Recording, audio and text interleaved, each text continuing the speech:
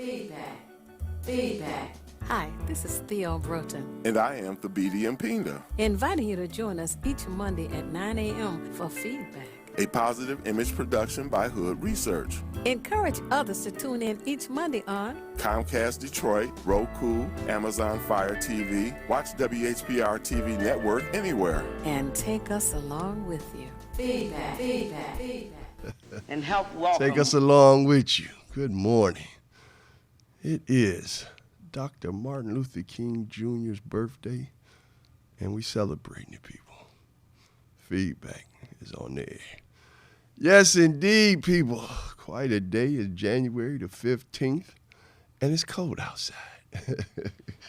I mean cold. But we never miss a week. We make sure we get on the air, give you the information, the guests, and the love you definitely could use. We could all use some love, and that's what's important. Well, today, I decided Miss Broughton, she's being honored today. That's why she's not here with us. She's being honored by the Reverend Dr. Charles Williams from the historic King Solomon Baptist Church. They're having some festivities down there for Dr. Martin Luther King Jr.'s birthday down at the Detroit Athletic Club. Wow. So she's going to get an award today and be honored for her service to the community, years of showing the love and caring about her people. Folks, it's something to be said for that. When you care about your people, it's some love in that. And people do appreciate it. And sometimes you feel unappreciated, but somebody out there watching. And that's what's important. I brought some books with me here today. Got the one and only Dr. Martin Luther King's book, Where Do We Go From Here? Chaos or Community. And we realize community is the most important thing. You bring a community together by what? Unity. Unity is what brings a community together. That's why it's at the end of community is unity. And you need that to move forward. I got quite a few books in today. I wanted to bring some books because I feel like going into this 2024, we really going to have to focus on understanding how important it is now, more than ever, that we have a plan for what we want to do, a plan moving forward. I got a lot going on here. I got my phone here. Let me grab my phone out of my bag here and get this here because I want to pull up some stuff. Later on in the show, we're going to run a speech by the Reverend Dr. Martin Luther King Jr., in which he spoke at a junior high school in 1967. So that should be fun. That's going to be at the bottom of the hour. We're going to run that speech. Then we're going to talk about it. Because a lot of things Dr. Martin Luther King alluded to had to do with us understanding our value and our worth. Because we really got to build ourselves back from what we've endured. And I mean, a lot of people, they talk about Dr. Martin Luther King, and they always talking about, well, he was about integration. And I was listening to a gentleman last night that was speaking about Dr. Martin, Dr. Gerald Horne, as a matter of fact. And he's a professor at the University of Houston. And he said it wasn't integration that we were out there marching for and battling for. It was desegregation. And we got to understand there's a difference, okay? What we were saying to the mainstream community was, look, we pay taxes like everybody else, okay? We fund these universities. We fund the roads. We fund the organizations like the Small Business Administration and organizations that give money to people so they can have businesses. Look, it's time to open up all of these entities to the African citizens, African-American citizens, the Negroes, the black citizens. And that's really what this was about. So all of the battles that we had gone through, getting legislation passed, Brown versus Board of Education, fighting constantly to get some kind of grievances dealt with, was about, look, there's going to have to be some fairness involved. If this society is going to move forward with a population of 12 to 13%, and you're going to keep them at the bottom, then this not going to work. And this experiment that we call democracy is a farce, and it's not going to work if you continue to hold us back and keep us out. You're keeping us out of government jobs. I mean, we were just held back from almost everything. And, you know, it's easy to wax poetic about, you know, the fact that we had more black businesses then and the like. And we did. And we had to because it was a necessity. Because we couldn't go anywhere else, which was why people wanted to desegregate. It wasn't like we wanted to move out of our community. I mean, some of us did. But it was just the fact that the fairness. You can't have a society with so much inequality. And that's, unfortunately, you know, after the Civil Rights Movement, after the Voting Rights Act was passed and the Civil Rights Act was passed, it's almost as if, look, the system decided, you know what, we can't do it. You know, for a few decades, they tried to even the playing field a little bit. You had the set-aside programs, which built some really great businesses. I mean, if you look back on it, without government funding, you couldn't have some of the great businesses that we did have. For all intents and purposes, Ebony Magazine and John H. Johnson Publishing thrived because they had that contract with the armed services, the armed forces, for the longest. It pretty much paid everybody's salary over there at John H. Johnson Publications. I mean, it wasn't the fact that people bought the magazine monthly. I mean, my parents had a subscription. It was the fact that government contracts allowed us to have money that we didn't have to what to worry about. You know that check is coming every month, and that's important. Good morning. You on the air on feedback. This is Mr. James Ford. Yeah, can I be heard? Of course you can. And Okay. Right now, I'm getting ready to go to Africa. I won't be back for 2 weeks. Now, what part of Africa you going to? Now, what? September is going to be a month to remember. Okay. September 18th, we're going to Lansing, and we're going to demonstrate that we got to get rid of this drag racing and red light running. Mm-hmm. September 18th, we will be there. Now, I found out this is happening all over the United States. Yes. And we're going to win this. It's about children being safe. It's about people running red lights. It's not Democratic, Republican. It's not black, white, or red. Mm-hmm. We're going to win this in Lansing, September 18th. God bless you. Pass that around, and I'll be talking to people as the information comes in. It's going to be a September to remember. Now, on Wednesday. Now, are you going to still have the phone calls? Say that again. Okay, when are you leaving for Africa? Oh, no, I'm leaving right now. You leaving right now? Getting ready. Right now. 20 minutes, I'll be on the plane going to Atlanta. I'm in Miami, and then I'm going to Atlanta, and then I'm going straight to Johannesburg. Oh, South Africa. Okay. I will be collecting information as we travel. All right, sir. I'm going to engage the police departments and everybody in other cities. God bless you. Bye-bye. God bless you. Have a safe trip, Brother Ford. We love you. Thank you. God bless you. Bye-bye. Yes, indeed, folks. That's Brother James Ford, the Obama weekend progenitor. Been doing great work out here.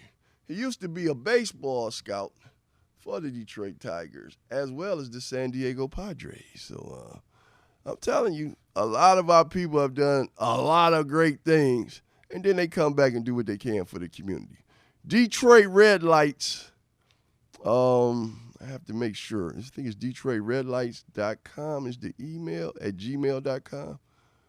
DetroitRedLights@gmail.com. I think that's what it is. You go over there and just write a letter stating, you know, look, if something happened to you, if you saw somebody run a red light, you know, just send them an email like, look, I saw this happen at this date and time on this street. and whatever. And we want to catalog all of this so we can show people, man, they running red lights like crazy out here. And it's dangerous, like you said. You can lose loved ones. You definitely don't want to get your car hit and destroyed because, I mean, that's going to take you out of work, all kind of stuff. So losing life, losing limb, and losing your funds ain't fun anywhere across that board. So let's take care of one another. And see, that's really what this is all about. You know, we got to take care of one another. And that's the important part of this entire thing. Now, I'm going to go back to what I was talking about real quick about government funding because desegregation, Dr. Martin Luther, I got one of the, I found one of these, 2001, they had a celebration at Hope United Methodist Church. This is one of the programs from 2001, which goes to show you these are collector's items. When you go to these events, hang on to these things. They mean something. I was 22 years old. I hung on to mine because it's important to me. So when you go to these events today, hang on to the programs. You never know. I mean, it's important. And then they had an essay contest. These were the essay winners. Got some nice essays in there. I'm probably going to speak to some of those, what they did. You got one here. If I could talk to Dr. King today, what would I say to him? Interesting. This was from a third grader. Okay, so young kids know. They care. They care. But as I was saying about the set-asides, once again, let's just be honest. They built a lot of black businesses, and mainly the big three, they put together set-aside program, which built a huge amount of suppliers and helped a lot of black men get dealerships in the communities. And, you know, of course, John Conyers had a dealership. I mean, we had a whole bunch of dealerships here in these that were owned by black people here. And we still have a few that remain. I know a friend of mine that went to Howard with me, Mark Douglas, his father owns Avis Ford. That's a black-owned. So, you know the black-owned dealerships. So if you're buying a Ford, just go to Avis Ford. I mean, it's black-owned. You know, let's do that. And that's important. You know, we got some that have come and gone. But nonetheless, they built up a lot of families and built some real legacies. I remember Barenko out of Atlanta. He came to speak at Howard University. He was one of the first black dealerships to get a Japanese dealership. I think he got a Nissan dealer. He had a Nissan dealership. So, I mean, that was the battle after, you know, getting domestic cars to allow them to have dealerships. Then it was like, look, we want some of these foreign car dealerships as well because they're cash cows. So they finally allowed us to have a few of those. But, of course, government, let's just be honest, politics never ends. It never sleeps.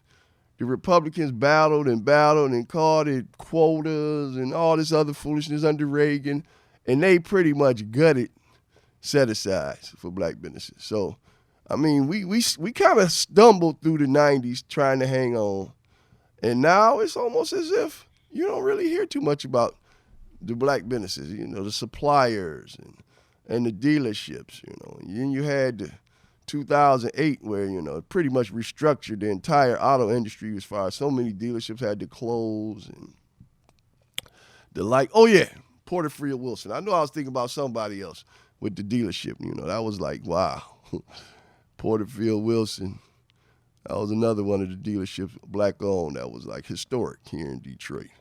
But, yeah, so it's always been a battle. And that's what Dr. Martin Luther King, the civil rights movement, so many of these great men and women were battling against.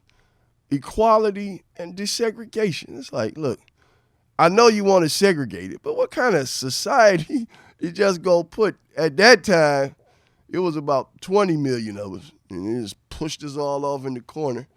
And Dr. King said, this is not going to work. And it didn't work.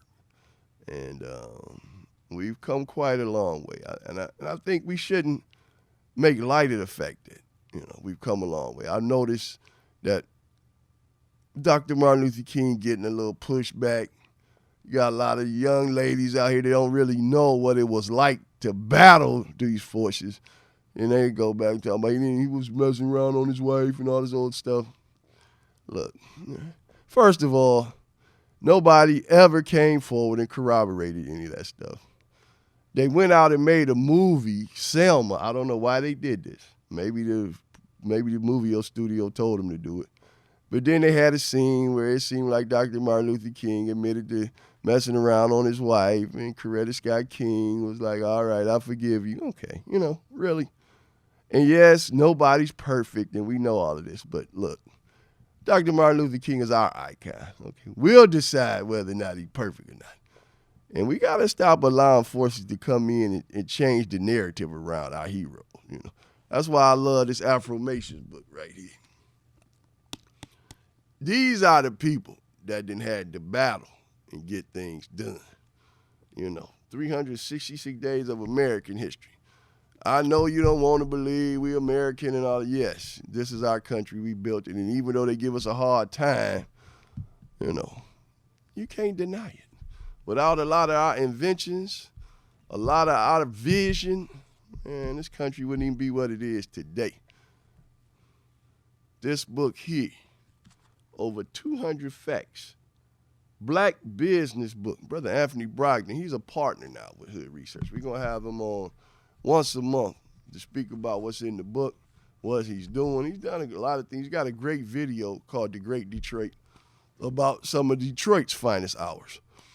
And I'm telling you, we're going to be giving that stuff away with a membership to Hood Research, folks. So join Hood Research. I'm going to be looking forward to getting more and more of you guys becoming members. This is the year. We almost got 1,000 members. I want to push it up, double it this year. We want to get on the move. Want people to understand that it ain't easy out here trying to do what we do and become a part of things. Like I said, everybody can't get out here, go to meetings, do the research, let people know what's going on. So what you do is you join something, and if you can't be there all the time, we're like your proxy. We'll be there and get things done. And really that's what's happening. So it's a lot going on. We're going to listen to Dr. Martin Luther King on the bottom of the hour. Let me see what other books I got down in here. Because reading, we're going to be doing more reading this year. When I spoke at the historic King Solomon Baptist Church on the first day of this year, speaking about Imani for the Kwanzaa celebration, which is faith, I brought 3 books with me, and they were written by local journalists, local authors, and the people just ate it up. They're like, oh, man, I want to get that book. And we want to have one of the authors on this show probably in February, and Sister Dillard, and should be interesting. And that's the main thing. But I brought in some books that I think you should add to your library. Now, this brother, Peniel Joseph, this brother's a heavy brother. I've seen him on all kind of shows. We friends on Facebook. He sent me this copy signed. And this is Waiting Till the Midnight Hour. All right, a narrative of Black power in America. And it speaks on all the different movements. Black Panther movement. It speaks about us. That's Maulana Karanga's movement. It speaks about us trying to get these things going beyond the civil rights movement, because we all know that the next step from desegregation was trying to solidify some kind of power base. And that's really what Black power was about. And getting some things done. Let's see what else I got down in here. Because I got another local writer in here. And I recommend everybody get the Willie Lynch book. There's only like $6 online. I buy like 10 or 12 of them, pass them out to people. The Willie Lynch letter and the making of a slave. Everyone should have this. Have your kids read it. It's only like 30 pages. But it explains a lot about how this whole system is built around pretty much your pain and degradation. So when you know what the system trying to do to you, then you can do what? You can work to counteract that and say, I'm not falling for that, because it's mainly based on programming. It really is. This one here, Understand the Talented 10th, W.E.B. Du Bois. It's a small book, 30 pages. A lot of us think the Talented 10th is just the boule and bourgeois folks and the educated. It's deeper than that. It's deeper than that, folks. You know, we got to understand things. The Talented 10th, and I think it should have always been more than just 10%. But yes, 10% are educated, but also those of us, because we all educated. You educated some kind of way. You educated in something. Whether or not you educated in a certain skill, or you educated in a certain philosophy, or you educated in a certain work environment. You're being educated every day. That's why I like the fact that Brother Neely Fuller, who wrote the Compensatory Code Against Racism, that book is one of the better ones. I should have brought that one out. I forgot that one. But he says, I'm still learning. Because every day you're learning something, and you should be open to learning. That's what makes you productive, you know, and that's the key. Either you're going to be productive or you're going to be non-productive. All right, Tim, I done talked myself up to almost 9:30, the bottom of the hour. Let's go ahead on and get that in for the bottom of the hour, and then let's put on Dr. Martin Luther King on the backside, and we're going to listen to what the doctor has to say.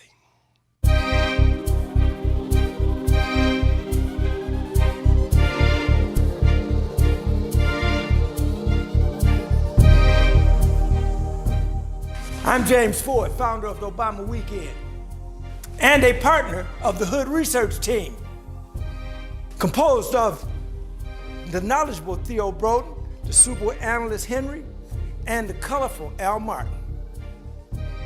This team discusses politics, seen and not seen, at the national, state, and local level.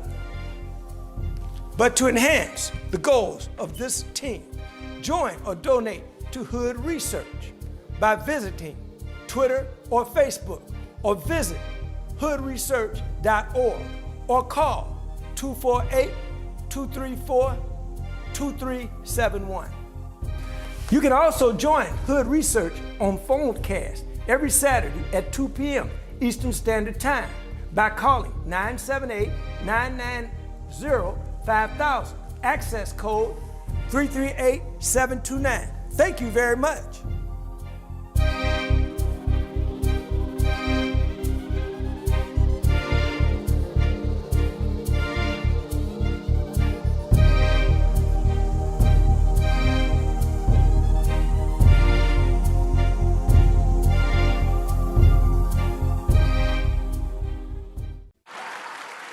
It's the These Nuts Show with your host, Butter and friends.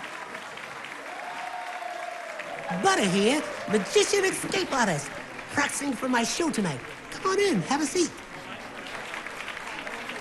Everybody settle, Butter, you're on in 5, 4, 3, 2. In a few seconds, you gotta be enough to get out of this one. Twist, a little turn, ta-da! It's showtime! It's your old friend Butter here. I may be a nut, but I know to wear my mask. Please welcome my first guest tonight, fitness guru, Wally Wallman. Wally Wallman here to tell you to wash your hands with soap and water for 20 seconds so you will stay healthy and strong like me. Almond Cruz here, sliding in with the news. Distance is what we must do to stay away from the chew and other germs in the air that might be trying to get on you. Social distancing is a wonderful way to see friends. As long as you're 6 feet apart, you win. Hey there, friends. I wouldn't miss this for the world. It's me, Pumpkin Spice, your healthy girl. Remember, it's important to use your kind hearts and follow the signs to stay healthy and safe at all times. Chica Chiminsky here to say, don't forget the little ones that need you to lead the way. That's how we remember to wash our hands, mask, and social distance today. Morgan Raisin. Yes, it's me, here to sing about health and safety. We are all here to help get a message out to your grapevine, teaching healthy choices to stay safe all the time. Don't let these guys drive you nuts. Put your mask on first, they'll let you be. And it keeps me safe from the Chew! that's trying to get on me. Butter me up. She's right, you know. Thank you, Hallie Cranberry, for joining the show. Let's all be nuts about our health. Social distancing, wash your hands frequently, use hand sanitizer, and wear a mask. Practice what we learned to stay away from the germs. We're all in this together. Coming soon, the many adventures of these nuts in a theater near you. This is Bruce Simpson, your City of Detroit Ombudsman. I am here to address all of your complaints and concerns. If you need assistance regarding city services, please contact my office at 313-224-6000 or contact us via email at ombudsman@detroitmi.gov. This is Bruce Simpson, your City of Detroit Ombudsman. So in the quest for integration, I think we can offer our whole nation something, because there are three evils in our nation. It's not only racism, but economic exploitation of poverty would be one, and then militarism. And I think in a sense, and in a very real sense, these three are tied inextricably together, and we aren't going to get rid of one without getting rid of the other.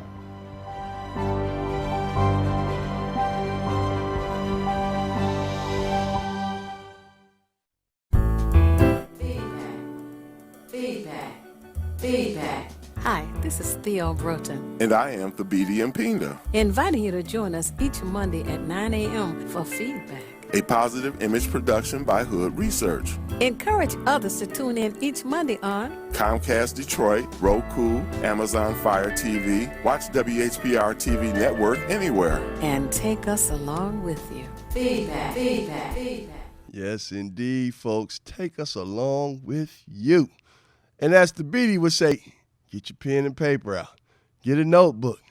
Because we about to play some love for you. A little Dr. Martin Luther King speech he made in 1967. Let's see where it was located. Let me pull this up on my phone here so we can see exactly who he was speaking to. Now, most people have heard this speech, but you might not remember. You remember some of the phrases from the speech. But he made it at the Barat Junior High School in Philadelphia, Pennsylvania on October the 26th, 1967. And the title of the speech is, What is Your Life's Blueprint? It's a heavy piece. So we're going to go to that, and before I run, I'm just going to show you this one. You already can't see it because a little bit of glare. Get this book here. Just put it, it's about $6 online.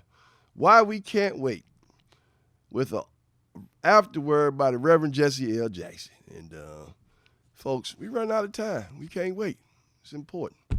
What's your life blueprint? Timmy Tim. Let's get that love.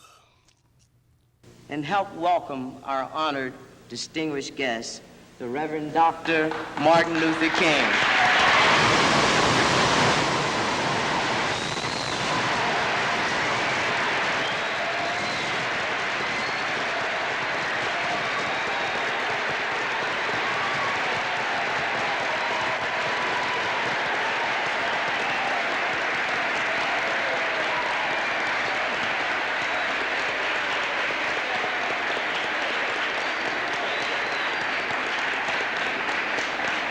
Thank you very kindly.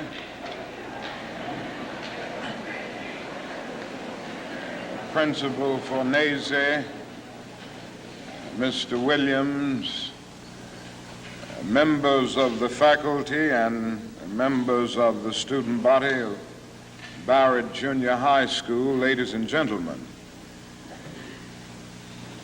I need not pause to say how very delighted I am to be here today and to have the opportunity of taking a brief break in a pretty busy schedule in the city of Philadelphia to share with you the students of Barrett Junior High School.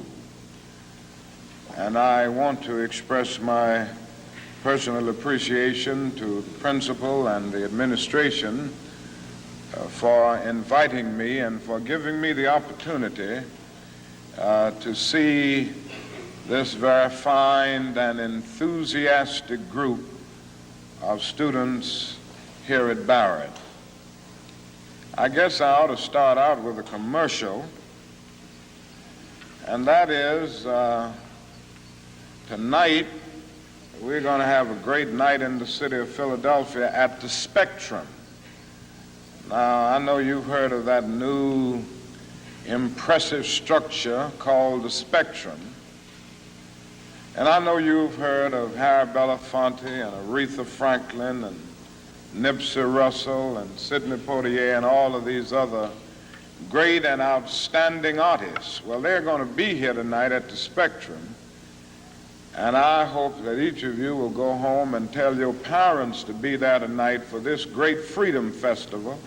And I hope you will come also, for it will be a great experience. And by coming, you will be supporting the work of the civil rights movement.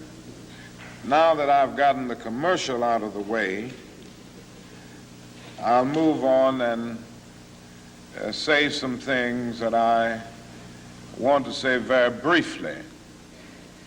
And I'm being very honest, I'm going to be brief because I have other engagements. I don't have a tradition of being brief all the time. You know, I'm a Baptist preacher, and we can talk a long time. But I'm going to really be brief today. I want to ask you a question, and that is, what is in your life's blueprint? This is the most important and crucial period of your lives, for what you do now and what you decide now at this age may well determine which way your life shall go. And whenever a building is constructed, you usually have an architect who draws a blueprint. And that blueprint serves as the pattern, as the guide, as the model for those who are to build the building. And a building is not well erected without a good, sound, and solid blueprint. Now, each of you is in the process of building the structure of your lives. And the question is whether you have a proper, a solid, and a sound blueprint. And I want to suggest some of the things that should be in your life's blueprint. Number one in your life's blueprint should be a deep belief in your own dignity, your own worth, and your own somebodyness. Don't allow anybody to make you feel that you are nobody. Always feel that you count. Always feel that you have worth.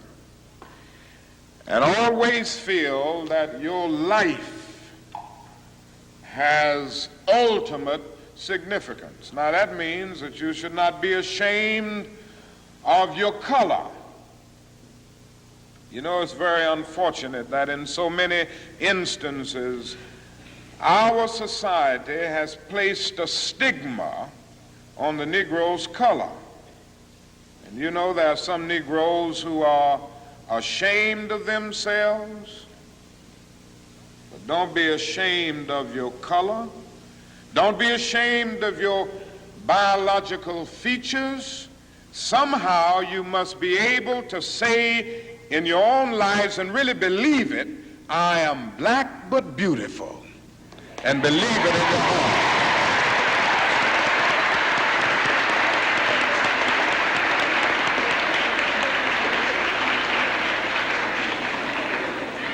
And therefore, you need not be lured into purchasing cosmetics advertised to make you lighter. Neither do you need to process your hair to make it appear straight. I have good hair, and it is as good as anybody else's hair in the world. And we've got to believe that.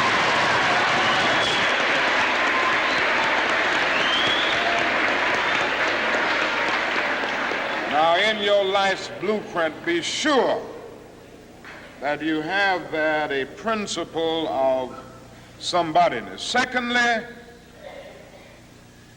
in your life's blueprint, you must have as a basic principle the determination to achieve excellence in your various fields of endeavor. You're going to be deciding as the days and the years unfold what you will do in life, what your life's work will be. And once you discover what it will be, set out to do it and to do it well. And I say to you, my young friends, that doors are opening to each of you. Doors of opportunity are opening to each of you that were not open to your mothers and to your fathers. And the great challenge facing you is to be ready to enter these doors as they open. Ralph Waldo Emerson, the great essayist, said in a lecture back in 1871 that if a man can write a better book or preach a better sermon or make a better mousetrap than his neighbor, even if he builds his house in the woods, the world will make a beaten path to his door. That hadn't always been true, but it will become increasingly true. And so I would urge you to study hard, to burn the midnight oil. I would say to you, don't drop out of school, and I understand all of the sociological reasons why we often drop out of school. But I urge you, in spite of your economic plight, in spite of the situation that you are forced to live so often with intolerable conditions, stay in school. And when you discover what you're going to be in life, set out to do it as if God Almighty called you at this particular moment in history to do it. And just don't set out to do a good Negro job, but do a good job that anybody could do. Don't set out to be just a good Negro doctor, a good Negro lawyer, a good Negro school teacher, a good Negro preacher, a good Negro barber, a beautician, a good Negro skilled laborer. For if you set out to do that, you have already flunked your matriculation exam for entrance into the University of Integration. Set out to do a good job and do that job so well that the living, the dead, or the unborn couldn't do it any better.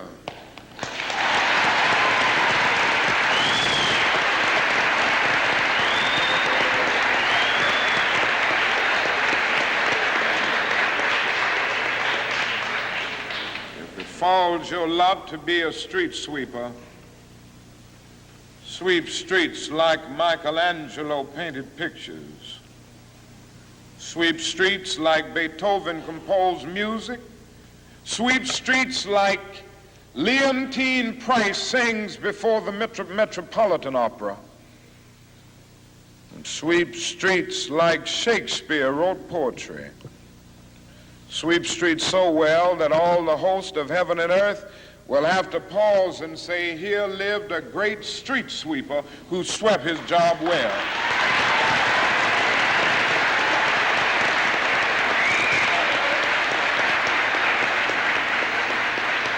If you can't be a pine on the top of the hill, be a scrub in the valley. But be the best little scrub on the side of the rill. Be a bush if you can't be a tree. If you can't be a highway, just be a trail. If you can't be the sun, be a star. For it isn't by size that you win or you fail. Be the best of whatever you are.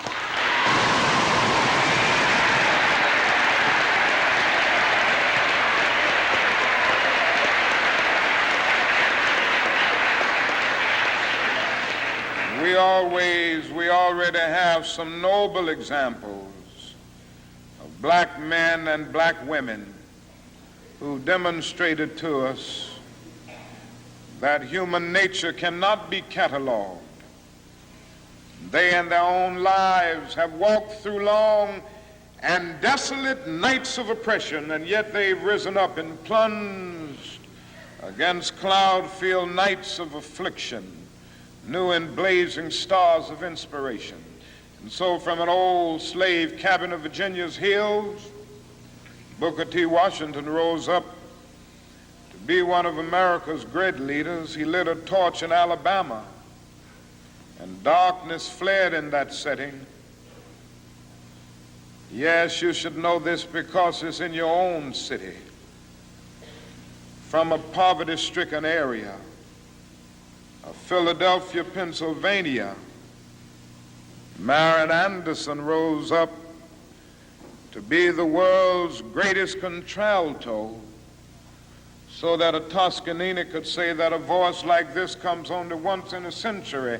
And Sibelius of Finland could say, my roof is too low for such a voice, from the red hills of Gordon County, Georgia. And the arms of a mother who could neither read nor write, Roland Hayes rose up to be one of the world's great singers and carried his melodious voice into the palaces and mansions of kings and queens. From crippling circumstances, there came a George Washington Carver to carve for himself an imperishable niche in the annals of science. There was a star in the diplomatic sky, and then came Ralph Bunce, the grandson of a slave preacher, and he reached up and grabbed it and allowed it to shine in his life with all of its scintillating beauty. There was a star in the athletic sky. And then came Jackie Robinson in his day and Willie Mays in his day with their powerful bats and their calm spirits. Then came Jesse Owens with his fleet and dashing feet. Then came Joe Louis and Muhammad Ali with their educated fists. All of them came to tell us that we can be somebody, and to justify the conviction of the poet, fleecy locks and black complexion cannot forfeit nature's claim. Skin may differ, but affection dwells in black and white the same. And if I were so tall as to reach the pole, or to grasp the ocean at a span, I must be measured by my soul. The mind is the standard of the man. And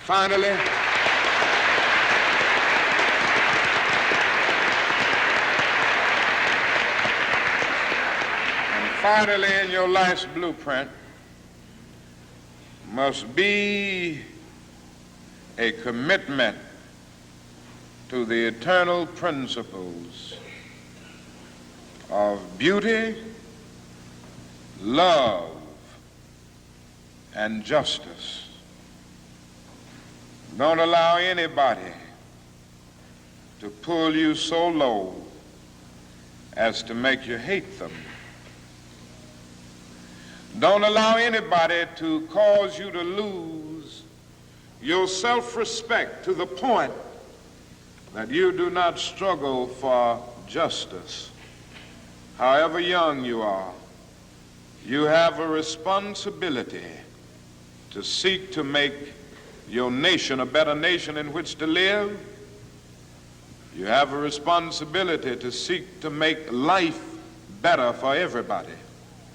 And so you must be involved in the struggle for freedom and justice. Now, in this struggle for freedom and justice, there are many constructive things that we all can do and that we all must do. And we must not give ourselves to those things which will not solve our problems. You've heard the word nonviolent and you've heard the word violent. I happen to believe in nonviolence. We struggle with this method with young people and adults alike all over the South, and we have won some significant victories, and we've got to struggle with it all over the North because the problems are as serious in the North as they are in the South. But I believe as we struggle with these problems, we've got to struggle with them with a method that can be militant, but at the same time does not destroy life or property. And so our slogan must not be burn, baby, burn. It must be build, baby, build. Organize, baby, organize.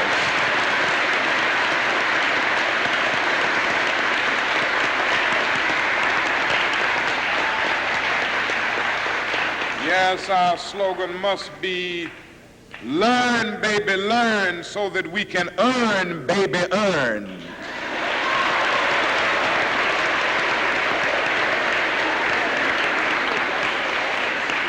And with a powerful commitment, I believe that we can transform dark yesterdays of injustice into bright tomorrows of justice and humanity. Let us keep going toward the goal of selfhood, toward the realization of the dream of brotherhood, and toward the realization of the dream of understanding goodwill. Let nobody stop us. I close by quoting once more the man that the young lady quoted, that magnificent black bard who has now passed on, Langston Hughes. One day he wrote a poem entitled Mother to Son. The mother didn't always have her grammar right, but she uttered words of great symbolic profundity. Well, son, I'll tell you, life for me ain't been no crystal stad. It's had tacks in it, boards torn up, places with no carpet on the floor, bare. But all the time, I's been a climbing on and reaching landings and turning corners and sometimes going in the dark where there ain't been no light. So, boy, don't you stop now. Don't you sit down on the steps 'cause you find this kind of hard. But I's still going, boy. I's still climbing. And life for me ain't been no crystal stair. Well, life for none of us has been a crystal stair, but we must keep moving. We must keep going. If you can't fly, run. If you can't run, walk. If you can't walk, crawl, but by all means, keep moving.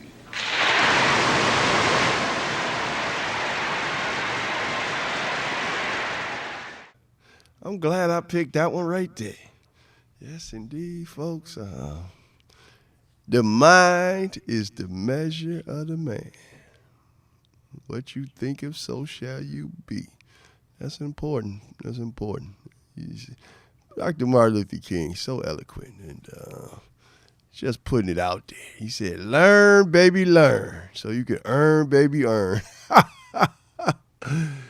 Oh, my goodness. I didn't know Dr. Martin Luther King was hitting with some slogans out there.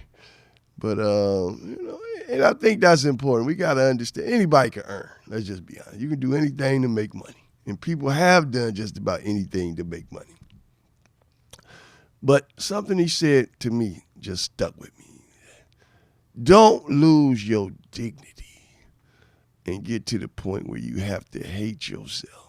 Because some of us have lost our dignity to earn certain significant amount of income.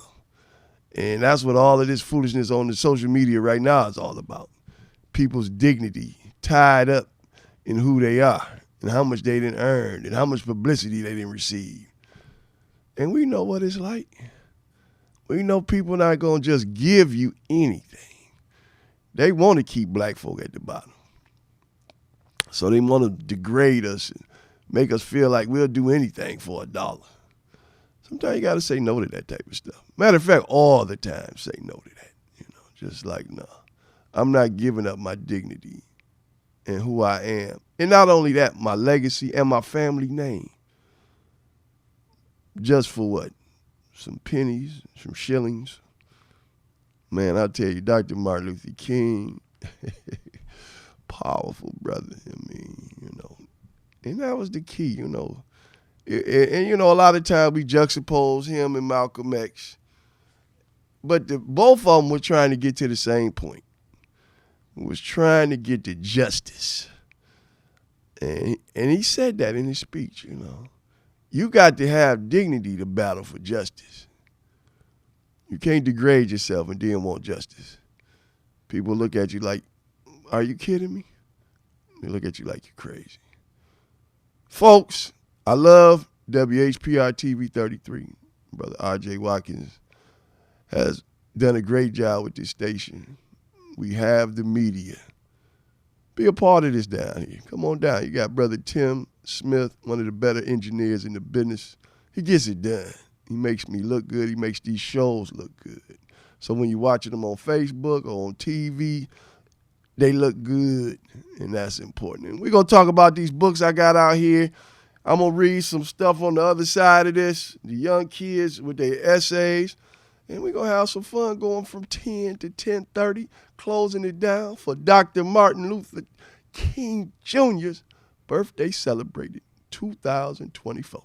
Brother Tim, take us to the break. It's the These Nuts Show with your host, Butter and friends.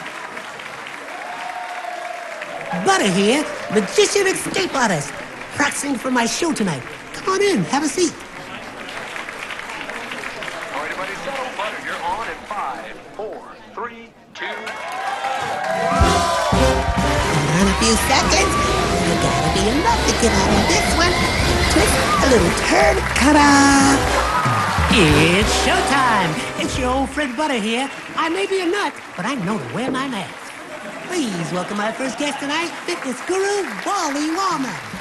Wally Womack here to tell you to wash your hands with soap and water for 20 seconds so you will stay healthy and strong like me. Almond Cruz here, sliding in with the news. Distance is what we must do to stay away from the chew and other germs in the air that might be trying to get on you. Social distancing is a wonderful way to see friends. As long as you're 6 feet apart, you win. Hey there, friends. I wouldn't miss this for the world. It's me, Pumpkin Spice, your healthy girl. Remember, it's important to use your kind hearts and follow the signs to stay healthy and safe at all times. Chica Chiminsky here to say, don't forget the little ones that need you to lead the way. That's how we remember to wash our hands, mask, and social distance today. Morgan Raisin. Yes, it's me, here to sing about health and safety. We are all here to help get a message out to your grapevine, teaching healthy choices to stay safe all the time. Don't let these guys drive you nuts. Put your mask on first. They'll let you be. And it keeps me safe from the chew that's trying to get on me. Butter me up. She's right, you know. Thank you, Hallie Cranberry, for joining the show. Let's all be nuts about our health. Social distancing, wash your hands frequently, use hand sanitizer, and wear a mask. Practice what we learned to stay away from the germs. We're all in this together. Coming soon, the many adventures of these nuts in a theater near you. So in the quest for integration, I think we can offer our whole nation something, because there are three evils in our nation. It's not only racism, but economic exploitation of poverty would be one, and then militarism. And I think in a sense, and in a very real sense, these three are tied inextricably together, and we aren't going to get rid of one without getting rid of the other.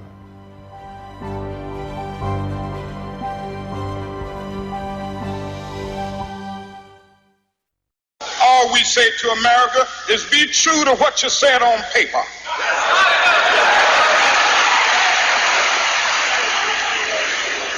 If I lived in China or even Russia or any totalitarian country, maybe I could understand some of these illegal injunctions.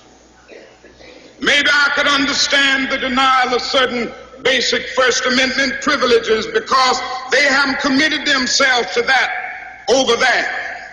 But somewhere I read of the freedom of assembly. Somewhere I read of the freedom of speech. Somewhere I read of the freedom of press.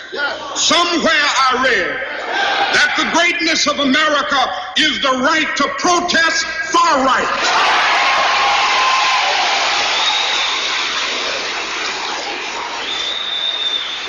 And so just as I say we aren't going to let any dogs or water hoses turn us around, we aren't going to let any injunction turn us around.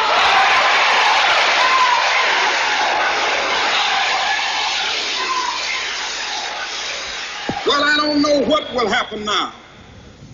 We've got some difficult days ahead. But it really doesn't matter with me now because I've been to the mountaintop. I don't mind. Like anybody, I would like to live a long life. Longevity has its place. But I'm not concerned about that now. I just want to do God's will. And He's allowed me to go up to the mountain. And I've looked over and I've seen the promised land. I may not get there with you, but I want you to know tonight that we as a people will get to the promised land.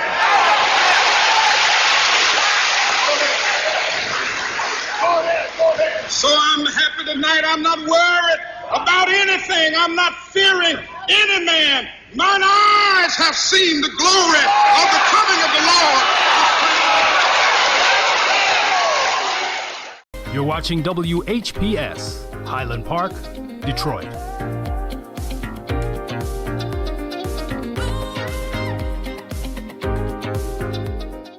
WGPR Detroit, HD2.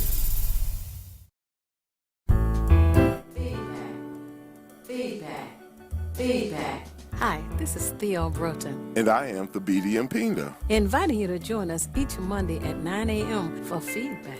a positive image production by Hood Research. Encourage others to tune in each Monday on Comcast Detroit, Roku, Amazon Fire TV, watch WHPR TV Network anywhere. and take us along with you. Feedback. Yes, indeed, folks. Take us along with you. Dr. Martin Luther King Jr.'s birthday celebrated 2024. We're getting the love out there. I just want to say thank you to all the people that have been with us, partnered with Hood Research. We're going to run the promo for the dedicated senior medical services in a little bit. And but before we go there, this book here is another book, local brother, Jason Wilson, Battle Cry, Waging and Winning the War Within. I met this brother at a function on Men in Motion over at Focus Hope last year. I think it was August, or maybe it was July. But nonetheless, met the brother, and he was passing out the books for everybody who showed up and attended. And it's a good book. I got into it, and it's about men centering themselves. We know as black men, we deal with so much. We constantly battling. And that's why, I'm all about men coming together. I was working with Brother Malik Ashton with the Peace Black Man piece, and we were bringing men together it was really growing. And, of course, you know, the forces against us, we lost the building and things. But we working on it. We building. Peace Black Man is working to come back. We had Brother Theodis Brown on a couple of weeks ago for the first of the year show. And people are doing so many good things. Brother Don Henderson used to come out and show the love. My pastor, Pastor Freddie George, come out. Brother Kamani Goodwin, he teaches people how to meditate. Talking about centering yourselves, teaches you how to meditate. So we had some real heavy hitters showing up, Brother McLean, Don McLean. Brother then wrote the comic books. He wanted to do something. He called me the other day. He said, I want to put on something to help these kids get into skilled trades. So all the people that we've dealt with, we putting them together. Let's making some things happen.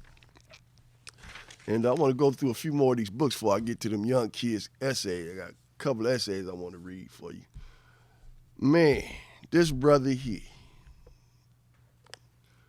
Brother Reginald Williams, he's a good friend. I met him through a friend of mine, Brother Big John from Philly, my man from Howard University.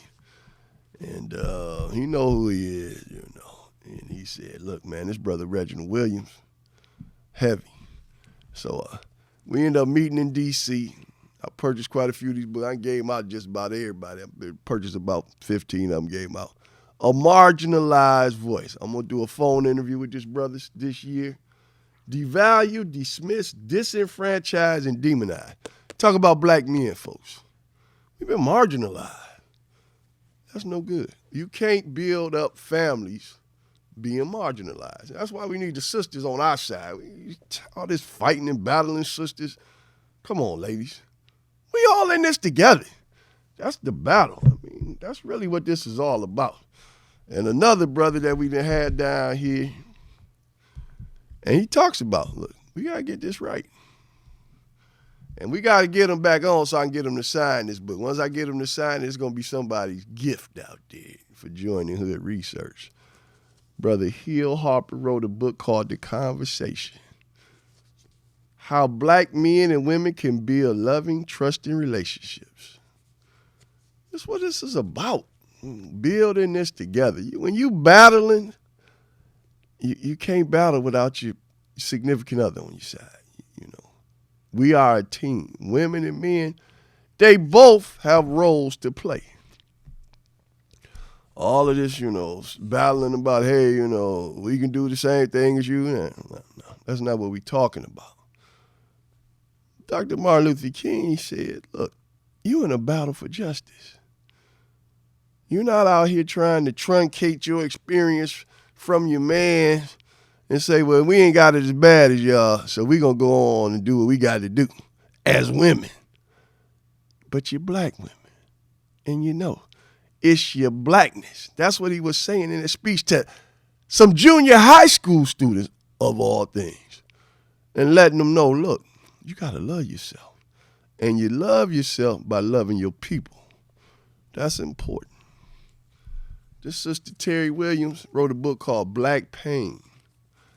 After this brother here talking about the battle cry and the war within, I read this book and met a lot of great people through the book. And reached out to a lot of people out here, good brothers, just by reading this book. Now, I think what really touched me so much about this book was how her husband, this sister who wrote this, she wrote the book because her husband decided to take his own life. Rented a hotel room, was gone for 3 days, and blew his brains out, folks. When you don't feel like you can talk to your significant other, or she can't really see what's going on with you, somewhere there's a disconnect. We got to get that connection back. You should be able to say, honey, I'm going through some stuff. And we got to work this out because I can't make this by myself. And a lot of us feel like we out here by ourselves. And, you know, these are books I recommend you find. You get them. You can go back on. We're going to run this back on YouTube. Henry Tyler always get them out there for us. So you can always go to the site, WHPR TV 33 on YouTube. Pull down the shows. Look through. Find out these books. And like I said, put together a decent book list. Ooh, got a cold. This cold weather trying to make me sick, but I'm battling right along. I'm not letting it happen. Good friend of mine, right here, went to Georgetown. Cordelia Page. Poetry in a novel excerpt.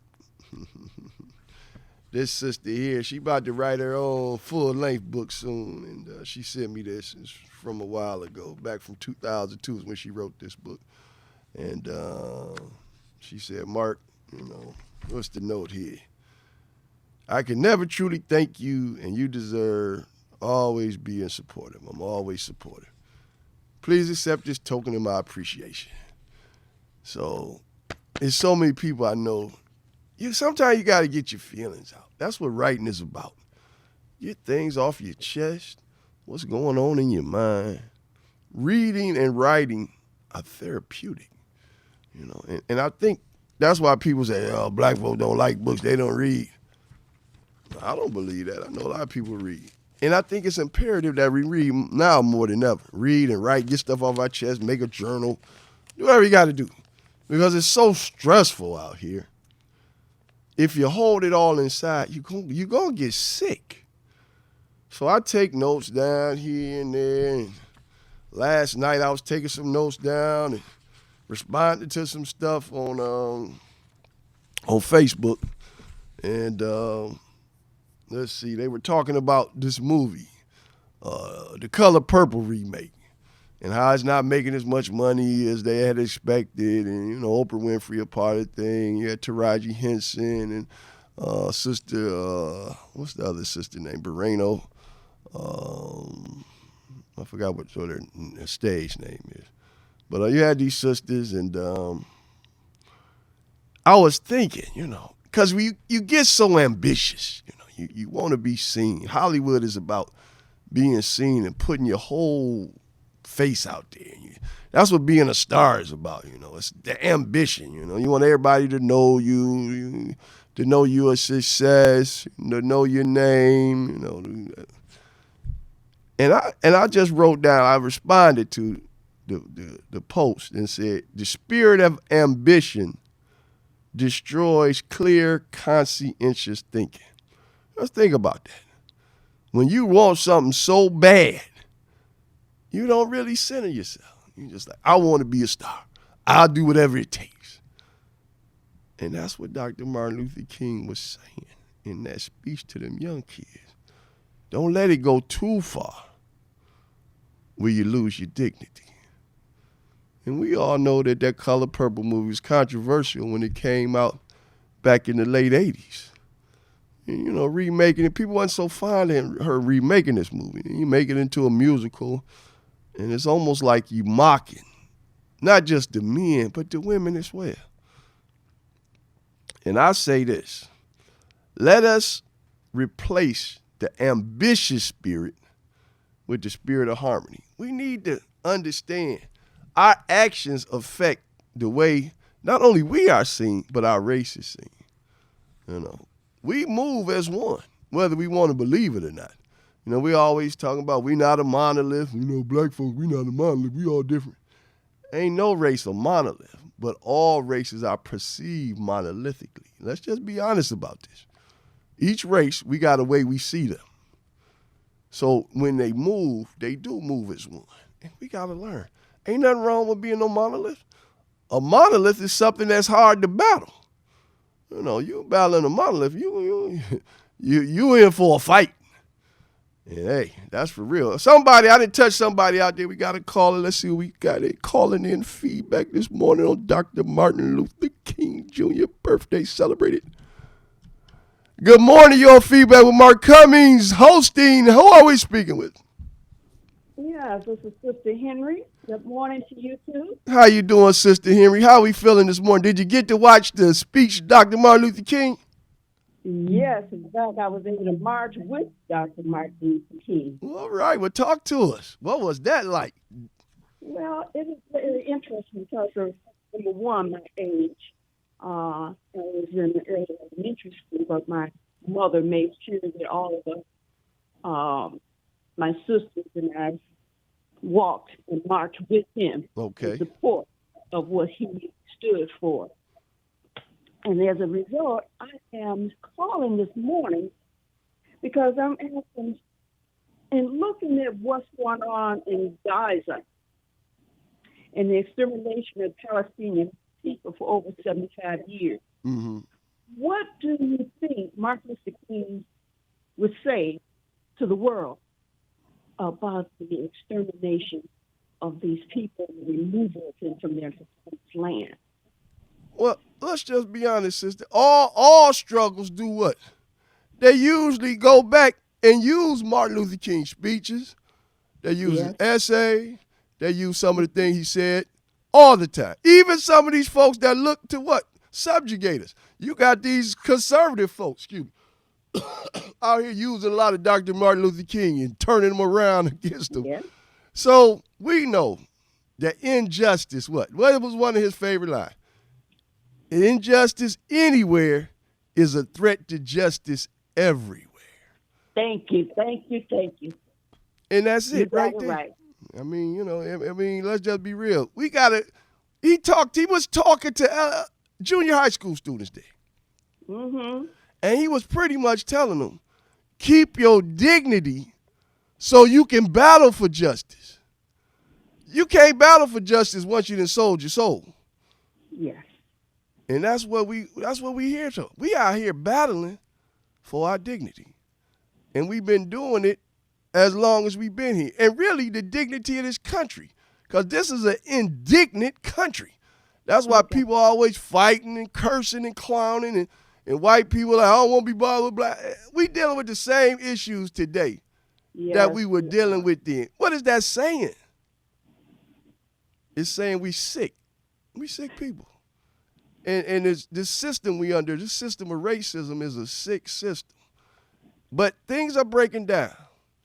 And you just can't keep killing people and think that's going to clean up stuff. That's really what this is about. I mean, they took them people's land back in 46 and decided, this is the land for the Jews. And ever since then, you just can't move a people out of their land and expect them not to be angry about it. So that's really what that's all about, and it was just wrong. I mean, let's just be honest. But we know injustice. That's why people come to us. That's why all the struggles, whether or not it's the LGBTQ struggle or the struggle over there, the Palestinians, they already know. We done laid the blueprint. That's right. Which is why people out there marching. People always say, I'm tired of marching. How you going to get tired of marching if it's injustice still around?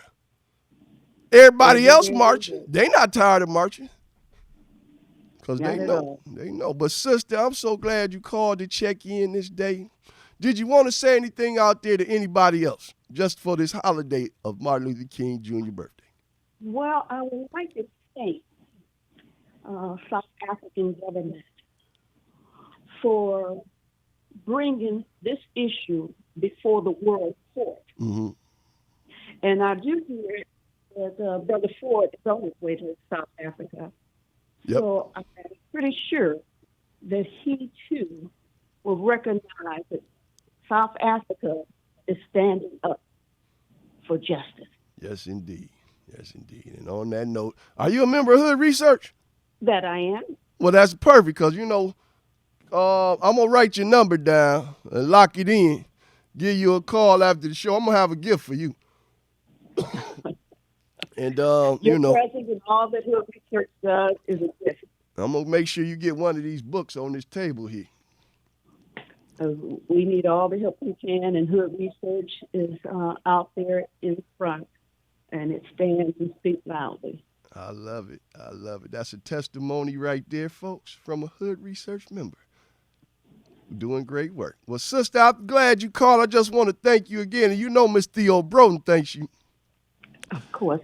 And I say peace and love and peace to you all. I love you, sister. Take care. Take care. Folks, I'm telling you, ain't nothing like Hood Research members. We got love for one another. We care about the community, and we ain't playing. We are not playing. Oh, excuse me. Woo. Let me get on over to these essays of these young kids. This is back from 2001. So these kids they up there now. Let's see. We got a third grader here. I'm telling you, went to Showing Hill Elementary School. Elliot McNeil. All right. If I could talk to Dr. King today, what would I say to him? What a brother Elliot right here. Holy smoke. Martin Luther King is coming to my school today, and I'm already late. Martin Luther King is a famous peace leader. I'll tell you more about him at school. 20 minutes later at school, I walked into class, and Martin Luther King was already talking. I asked him why he made peace instead of war. He answered, well, from influence like my father, E.B. Mays, and Gandhi, I learned it's more effective and better for everyone to use peaceful disobedience. Most people would say I declare war, but Martin Luther King would say I declare peace. In fact, he won the Nobel Peace Prize. Joe, another kid in our class, asked, what happened to Rosa Parks? Well, Dr. King began. Rosa Parks got arrested for sitting in front of a bus and not giving her seat up to a white person. As soon as we heard about it, we stopped riding the buses and they got very poor. The buses needed our money. Next, all black people could sit on a bus any place they wanted and never had to give up their seat. Martin Luther King is a great man, and I hope I grow up to be just like him. Young brother, third grade. All right. Brother Elliot McNeil. I love it. Man, these young kids, man, they know what time it is. Now, we're going to go to a young sister, 8th grader at Thompson Middle School, Sister Sierra Ross. Let's see what her MLK essay says. Why, she asks. I would say playing with my fingers while my hands stay clasped in my lap neatly. Why did you fight for something so strongly for so long? It brings my eyes to meet his and anticipate the answer that will flow from his phenomenal mouth. My scarred and shy personality traits would disappear while I listen and digest each word said. If I could talk to Martin Luther King Jr., I'd take the time to thank him for all the good deeds he's done for people everywhere. In my eyes, he didn't help just one race. He helped form a nation more just than a president could ever do. He set aside his own pleasures to help people he would never know. And future generations he would never meet because it was the right thing to do. For that, he deserved his own holiday. Why didn't you stop this after your house was bombed, Dr. King? Why risk yourself and your family? My eyes would search his face rapidly for some secluded emotion. Once again, I'd find myself captivated by his presence and stare at him in awe. I think to myself, I am so lucky to speak with such a great person. While his lips part, my heart would skip a beat. I know that my question would be answered in a matter of seconds. I'd feel the pain in his words and expressions spill straight into my heart and seep down in my soul as if I were a canvas and he were a painter, creating breathtaking piece of art. And finally, my last and final question. Why did you fight back the hate with peace? Why not fight back with hateful words and weapons? Although I know the answer to this question, I would want to hear the words from him. Maybe he could help me understand why he kept his composure while our society was so corrupted and vile. As I would get up and give Dr. Martin Luther King Jr. a hug, I silently thank God for sending him to this world when we truly needed him the most. I'd leave him with a new perspective on life and the people living in my eyes. I would look at harmless situations and wonder why I took them so seriously when there's so much more to devote my time and energy to. Slowly, I look up to the sky, search for a calm and beautiful cloud, and say, thank you, Dr. Martin Luther King Jr., for the words, the speeches, the marches, and the peace. 8th grader, folks. I'm telling you, we got some beautiful kids. This is 2001, so These young folks out here, they grown now. I mean, that was 22, 23 years ago. It's a long time. Now, 12th grader from Southfield High School. Inabizi Nakanga. Yes, indeed. Let's see what Inabizi wrote. We done moved up from 3rd grade, 8th grade, and now 12th grade. I've been learning about Dr. Martin Luther King Jr. since the 1st grade. However, I never really understood the impact of his words until I got much older. Thanks to his words as a civil rights activist, I went from being the N-word, to an African American. From the likeliness of being enslaved to being free. If I could talk to Dr. Martin Luther King Jr. today, I would probably thank him. But how do you thank a man who has done so much? Certainly a simple thank you could not be enough. Upon seeing Dr. King, I slowly walk up to him and say, Dr. King, I also have a dream.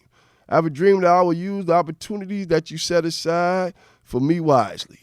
That one day blacks and whites will really understand that race is not an issue. Then I will continue by saying, Dr. King, you have taught me respect, and that violence is not the answer to my problems. You have inspired me to set limits and go beyond them. Dr. King, why did you do this for me? I would hope he'd reply, oh, Dr. King, I don't mean to seem ungrateful, sir. I just sometimes wonder why you risk your future to further my own. Then I whisper a word of gratitude and say, Dr. King, I'm sorry that you didn't live to see your dreams progress, but I hope that I am proof that you are one great man. Succinct, to the point. Folks, we all know that Stevie Wonder was the catalyst for us getting a Dr. Martin Luther King Jr. birthday. He got out there and he pushed for it. You know, it ain't easy out here when you have convictions. There's a lot of people, especially in the music industry and the like, they get a little leery because they like, I don't want to mix music with politics. But we can use the music as a catalyst to move forward. I know Berry Gordy just spoke about the fact that he wasn't so sure he wanted Marvin Gaye to make one of the most famous albums ever. And we all know, Make You Wanna Holler. You know, that was one of the most famous albums ever. And we know the songs from that touch people, you know. Mercy, Mercy Me. Man, I tell you, things ain't what they used to be. It's rough out here. But we got it's a battle. It ain't easy, you know. You're trying to juxtapose living in a world that don't want you to battle injustice, but knowing that you can't live with injustice. And that's the main thing. We got to really work hard at this. Well, we're coming to the end of the show, and I just want to thank all the listeners, the callers, for checking in with us. And as Ms. Broden would say, you know, hood research, you know, we seek to keep doing this. We seek out people to do well. One of the old slogans was, we'd do better if we knew better. So that's the key. Knowledge, if you know better. But then you got to have the conviction to do. Sometimes you know what you're doing is wrong, but you just give in. You know, like, I got to do it. It's too much on me. But yet we'll say, a lot of us will say out our mouths, God ain't going to give us more than we can handle. But then we just give in. And that's the battle. But you can't give in because people don't remember those of us who gave in to the forces of evil. They remember those who constantly challenged it and moved forward. Because, I mean, it's not going to be easy. And don't nobody know when it's going to end, and don't nobody even know if you're going to win. But you know that you struggle for the battle, and that's important. So, you know we're going to be doing this again next week. Sister Theo Broughton will be down with Brother Thabiti and Pender. It's going to be fun, as always. We always do what we can to have the best shows for you. I'm about to go meet Miss Broughton over here at the Detroit Athletic Club. That caught me off guard. That's gross. That cold, boy, is something different. This cold weather get to you. But as always, you know where to find us. Hood Research. Always out there on Facebook at Hood Research, Twitter, which is now X at Hood Research. The number, well, I always had the number here. I got to go to my phone to get the number. I know it's 248-234. Let me look it up right quick. I got about 3 minutes. And y'all know the number over there at Hood Research. Anthony Brogdon got something going on, by the way. The brother who wrote the book, the Black Business book. Let me run this thing right quick since I got these 3 minutes. The brother is going to be at Madonna College on February the 1st, 36600 Schoolcraft in Livonia, Michigan, 6 p.m., free admission. Go to this page or go to the Hood Research Facebook page. I got it listed there. And become a member of Hood Research. Just look us up. You're going to find us. We got the meetings. We got the phone calls. Got a little bit of everything going on. And you want to be a part of it. So you know you can always reach me direct, 313-510-1250. That's Mark Cummings. You want more information on how you can become a member of Hood Research, just give me a call. And we'll get things done. And that's important. And sister that called in earlier, I tried to write your number down, but you hung up too quick. I didn't get the number down. So give me a call. 313-510-1250, and I got a gift for you, and that's important. So, folks, as always, Dr. Martin Luther King Jr. birthday celebrated. It was a great show, and just go back, run the show again, and look at that speech, because what's your blueprint for the future? You got to have one. We all got to have a blueprint. And hopefully the blueprint is leading to the end of all the injustice. Brother Tim, take us home. I love Dr. Martin Luther King Jr., what you did, your family. All of us made significant gains because of that. And you guys made significant sacrifices for us to be in this position. And that's where we are now, moving forward, getting things done. WHPR TV 33 thanks you. I thank you. And we're going to move forward next week. Same time, 9 a.m., 10:30. Hopefully it's warmer next week. Love you. Peace.